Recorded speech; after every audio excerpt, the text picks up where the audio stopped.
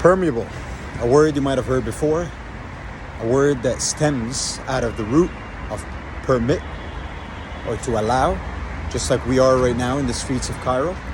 We may be or may not be allowed to film this, but the main focus here is to touch on the main purpose of having a semi-permeable membrane. Well, the reason why we jumped from the streets to here is to show you a little bit of what the membrane is kind of like. The membrane kind of allows, depending on the structure, depending on the topic, depending on the things you can do, allows you to be able to go in and out of the cell. Now there's two methods by which that happens. There's an active method and there's a passive method. Active just means that you need some sort of power or energy or permission, some sort of an activation ticket, if I may use that term. Passive just means you go with the flow, or as you might have heard before, with the gradient. So if there's a high pressure on one end, it's bound to transfer on the other. If you spray some cologne or perfume, then it's bound to spread in the room.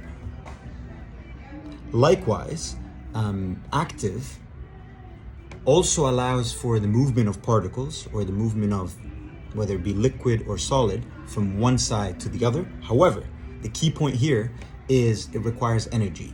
Both of them divide into three different types. Now, just for memory's sake and for you to remember it, active comes with what? Comes with primary and secondary, while passive comes with osmosis, just like water flow. If it's salty, then there's more water that will flow towards it. And then also on top of that, there's facilitated diffusion, which means facilitated from the word. It uses help through a protein that gets it there. Diffusion, on the other hand, could also happen through simple means, which just means that just like salt or water will flow from a high concentration area to a low concentrated area. And then finally, on the active side of things, you notice I only mentioned two, primary, secondary. We'll get in depth about that soon enough. But there's also bulk transport. What is bulk? You might have heard about it, phagocytosis and pinocytosis, or endocytosis, which is an umbrella term for it. It just means that there is the membrane in itself consumes or takes in the particles, depending on whether it's liquid or solid. And that's it. Thanks for tuning in. And likewise, make sure you know the rules of the streets when you're out there, so that you, just like the cell membrane, know when to go in and when to go out, depending on the culture and on the place that you're residing in, and in the city and the regulations of that place. Till then, make sure you take a bite and enjoy the episodes that are yet to come. Please leave a note or a message down below on what you would hope to hear or you would want to watch.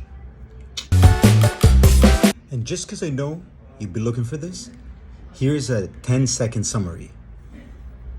In order for you to get transported through the cell membrane, you ought to think of two things: active and passive. Active, A for active, A for against the flow. P for passive, allows you to go with the flow.